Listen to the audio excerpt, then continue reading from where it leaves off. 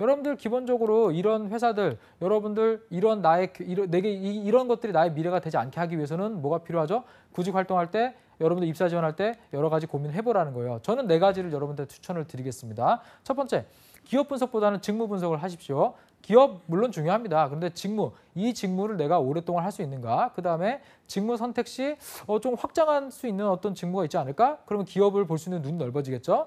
그 다음에 여러분들 잘 알겠지만 승진을 하면 할수록 업무의 범위가 확대되면서 전문성을 키워줄 수 있는 이런 회사들의 이런 인재 육성 체계가 있습니다. 이런 것들 한번 좀 고민해 볼 필요가 있겠고요. 그 다음에 회사가 바뀌어도요, 내 직무가 유지 가능하다면 여러분들 롱런 할 수 있습니다. 여기서 롱런이라는 얘기는 40대, 50대 가도 그 일을 계속적으로 할 수 있다는 얘기죠. 자, 이런 것들 하나씩 조금 얘기를 해보겠습니다.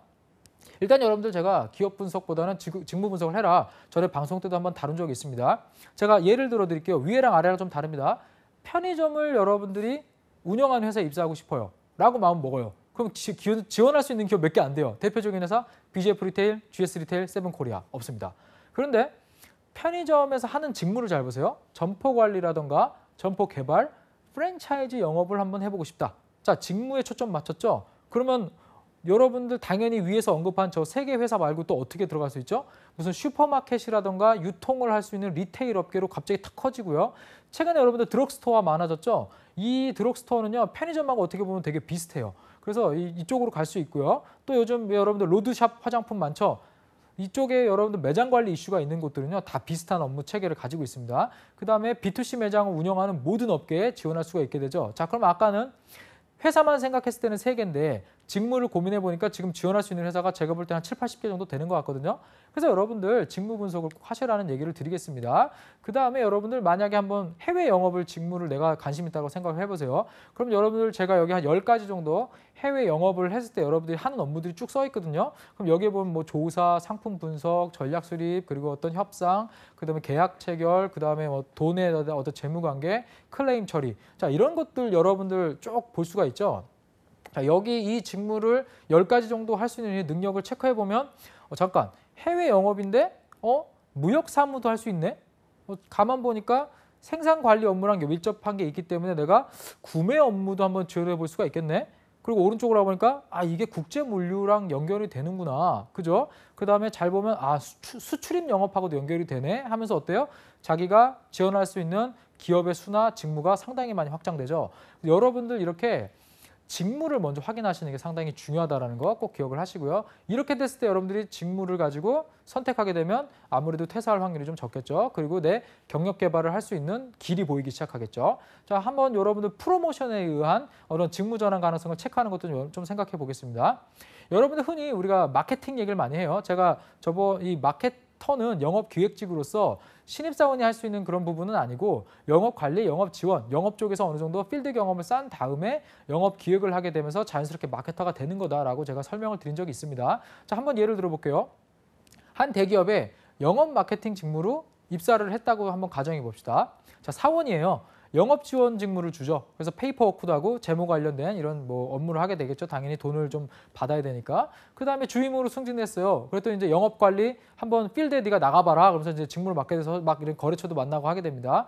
그 다음에 대리로 승진을 했더니 영업 관리 및 지역 관리까지 업무를 맡겨주는 거예요. 그래서 내가 관리하는 점포에다가 그 지역에 대한 다른 영업 관리 사원들이 하는 것까지 업무를 좀 추가적으로 받게 됩니다. 그 다음에 과장으로 승진하니까 야, 너 이제 영업 기획해서 한번 프로모션 기획해봐라. 하면서 진짜 마케터가 되겠죠. 그래서 마케터로서 이런 자기 업무 경험을 쌓으면서 차장으로 승진하니까 야, 그러면 모든 프로모션에 대해서 너가 총괄 기획해봐. 완전히 제품에 대해서 잘 아는 사람이 되겠죠. 자, 이렇게 여러분들이 보시면은요. 여러분 차장까지 가는데 몇 년 걸릴까요? 회사마다 다르겠지만 최소 10년 이상입니다. 자, 이 정도를 놓고 보면 내가 마케터로 가려면 10년 동안의 경력 개발, 이 계획을 가지고 쭉 내가 투자를 하면서 많이 일도 성과도 내고 공부도 해야겠구나. 이런 것들이 보이면은 여러분들 지금 사원에 퇴사하겠다는 마음이 들지는 않겠죠. 자, 이러한 것도 여러분들 한번 생각해 보시고요. 그리고 여러분들 회사가 바뀌어도요, 직무는 유지할 수 있는 능력이 필요합니다. 요즘은 4차 산업혁명 때문에 직무가 없어지는 경우도 있거든요. 제가 한번 예를 들어볼게요. 만약에 여러분들이 물류 쪽에서 일을 하고 있습니다. 무인화돼요. 어떻게 되겠어요? 만약 아마존 예를 들어볼게요. 전 키바라는 그 제품이 있는데 2012년에 8천억 투자해서 무인화를 했거든요. 얘가 다 물류 창고에서 해요. 사람 없습니다. 자, 그 AI가 도입되더니 갑자기 무인화 매장이 생기고요. 그다음에 어떤 제품을 이용하는 옮겨주는 무인 드론이 생기더니 이제는 이런 무인 드론이 제품을 날르면 이 드라이버리스 트럭이라고 그래가지고 자율주행 트럭이 물건을 갖다 주는 이런 쪽의 업무가 회사에서 완전히 정착이 됐어요. 네, 회사가 이러면 직무가 없어지겠죠. 하지만 여러분들 이렇게 됐을 때 회사가 어떻게 되겠어요? 이 직무를 없애버리면 나의 직무가 없어지니까 일자리를 잃게 되겠죠. 그래서 여러분들 이러한 부분에 있어서도요. 단순하게 이런 그 물류보다는 물류가 어떻게 IT와 접목돼서 계속 효율화되는가 이런 것들을 생각해가면서 직무를 개발해 간다 그러면 본인 직무 유지할 수 있겠죠. 자, 지금 여러분들 지금부터 한 15년 동안요. 현재 우리가 알고 있는 모든 직업들 중에서 한 70% 가까이는 다 영향을 받아요. 이런 그 ICT 기술에. 이거 여러분들 참고하시면서 생각해 보시면 좋겠습니다. 그래서 여러분들 제가 두 권의 책을 제 사무실에서 찍은 걸 여기 갖다 놨는데요. 구본영 선생님께서 그대 스스로 고용하라. 나는 이렇게 될 것이다. 라는 책에 쭉 보면요. 이런 거예요.